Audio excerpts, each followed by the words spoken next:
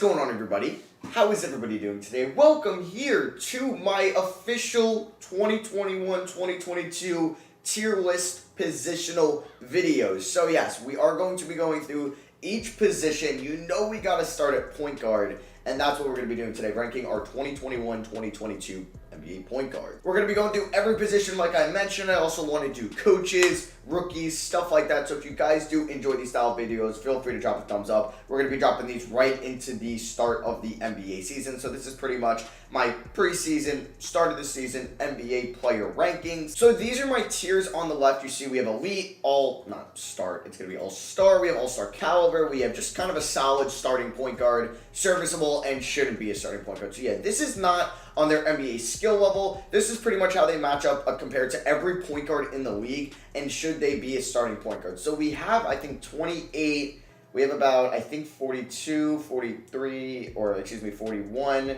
40, 39, 30. We have 37 point guards here, so 7 ones that maybe the creator of this didn't know if they were going to be starters or not. I don't know if I'm going to be ranking all of them. Mainly, it'll probably be just the starters. But yeah, so say I have like a good NBA player, not like inserviceable in the second to last here, doesn't mean they're a bad point guard, or it doesn't mean they're a bad player, excuse me. It's just when they match up against every starting caliber point guard, I can't put everybody in solid or all-star caliber, you know? I have to put people here. And also remember, this is just my opinion. This is my subjective list. If you disagree with anything, let me know down below. So yeah, to start off, we have Jalen Brunson. I do see Luka, so I'm going to just drop him there because I don't know if he's starting.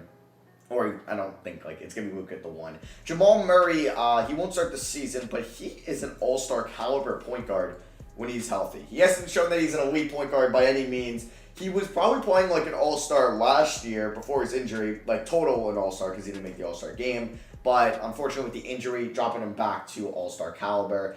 This is kind of like the above-average solid tier, I would say. Serviceable is like average. This is like above average. All right, I'm going to just change it. And then shouldn't start is like basically below average. So we have Killian Hayes.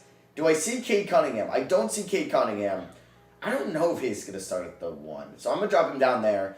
Steph, obviously elite. He's my number 4 player in the NBA. So yeah, he's an elite point guard. John Wall.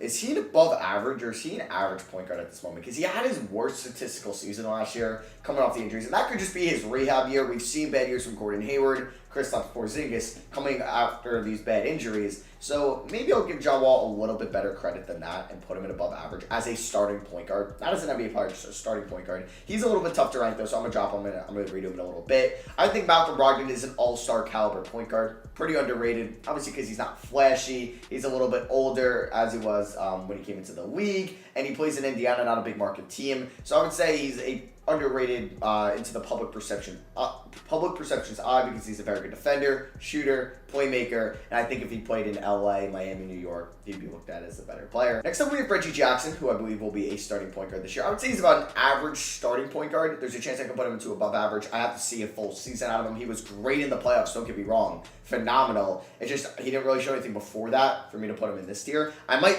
raise him there at the end, so don't worry. This is all subject to change. Beverly, I'll maybe rank him, but obviously he's not going to be starting in Minnesota unless they put D'Lo at the 2, Edwards at the 3, Beasley come off the bench, which could happen, but I don't know. Russ is probably an elite point guard. Like, if you're a top 5 point guard, you're probably going to go in the elite tier for me. Ja Morant, is he all-star caliber? I think he is.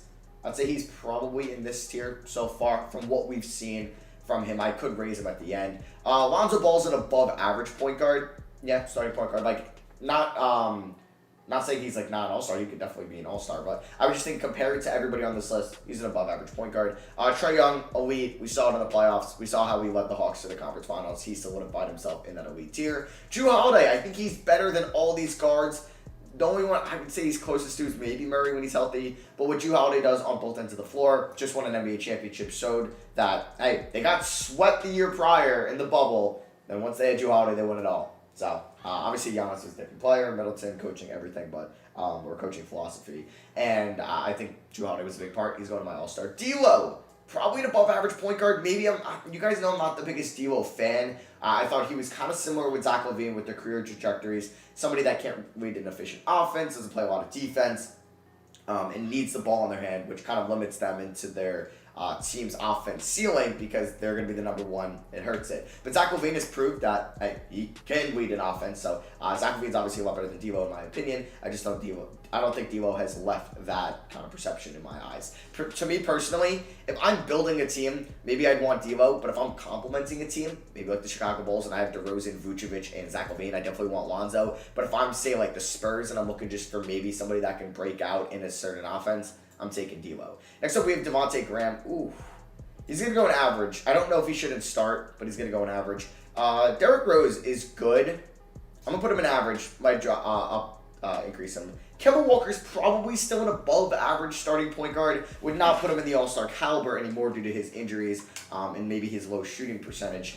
But I think I would still take him.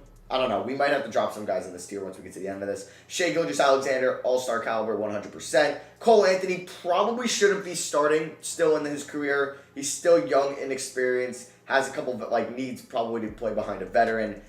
Ooh, but we have Markelle Fultz, who I feel like is going to start, actually. I would say probably Markelle Fultz is an average starting point guard.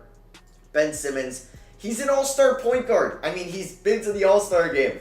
He's great at everything in the NBA besides shooting the basketball. I know we're going to hate on him. I know it's been a little bit since the whole Hawks series, and I still think that Ben Simmons should be traded, and Philly should not keep him. But I think I would still... But obviously it's different, because if I'm starting a team, I'm taking everybody here over Simmons besides Brogdon, and maybe I'll take Simmons over Murray, I think. But I'm taking John Shea. I'm just saying right now, game on the line, I'm probably taking... It's tough. I don't know. I'm going to have to adjust this. Dennis Schroeder, probably an average point guard. I'm going to have to drop some people until this shouldn't start. We'll see. Chris Paul, he's an elite point guard. We saw it last year. Damian Lillard, elite point guard. We saw it last year. This is tough because the point guard is so loaded in this league. I might just end up breaking everybody. Yeah, I think I'm just going to end up breaking everybody. So Killian Hayes, at this point, shouldn't be starting. I don't think Patrick Beverley should be starting. As a start, you're taking the 30 best point guards in the league. I don't think Beverley is, he would be between 20 and 30, 25 and 30, which means I wouldn't really want to start you. Jalen Brunson or Cole Anthony probably shouldn't be starting. Not saying that's a bad thing. Same with Killian Hayes. It's just maybe they could use some more experience. Don't know why Jordan Clarkson is here. That's a weird ranking. Kyrie Irving, elite. Do I have to drop somebody? I don't know. Luka, elite. Do I drop Kyrie? Ooh, that seems messed up. I feel like if I have 7 elite point guards, I think that's it. I think that's a tier of their own, right? I would say if you have the tier above them, it's probably Luka and Steph, and then these 5 in a tier, I would say. You could maybe say Lillard's also in this elite tier, and then you would have these 4. I think I could get behind that. Fox is all-star caliber. DeJounte Murray above average. Yeah. Jalen Brunson probably shouldn't be starting. Goran Dragic. He's good. I'll put him there for now. Fred VanVleet, all-star caliber. John Wall, probably average. Mike Conley, all-star caliber. He was an all-star. Clarkson's not even a point guard, so I'm not going to rank him. Peyton Pritchard probably shouldn't start. He's a good player, but I think he's more serviceable coming off the bench. Still a little bit younger in this league. Obviously, he was a rookie last year. I would just think you could find some better options over him. LaMelo, I mean, he only played 1 year, and he wasn't an all-star by any means last year, but I think he has that all-star potential this year. Rozier is really good, above average as a player, I would say. Garland, above average as well. Don't think he's at that all-star caliber yet. I'd say Rubio's pretty average. Kyle Lowry's still all-star caliber. So, okay, I feel like I got to put some guys up there into that all-star, but none of these right here were all-stars last year. I would say maybe Kyle Lowry is an all-star caliber point guard. Mike Conley, he was an all-star caliber point guard last year because he made the all-star game, actually, so I have to put him here. Fox, I feel like, but then Shea, this is tough. This tier is very tough. I mean, none of these guys have made the all-star game, right? I don't think John made it, or Brogdon. Yeah, I don't think any of these guys. VanVleet might have made it once, actually, but he didn't last year. So I'm going to leave it at that tier. Jordan Clarkson I'm not going to rank because I don't think he's by any means a point guard. I might want to, adjust because I don't think I could drop any of these 4 guys down a tier. No. But I kind of want to make, a different tier. All right, so I kind of adjusted the tiers a little bit. So I have a top 3, Luka, Lillard, Curry. Nothing can change my mind on that. I would say these next 4 are still elite point guards. I just kind of wanted to separate a tier because I think there's a slight gap between them.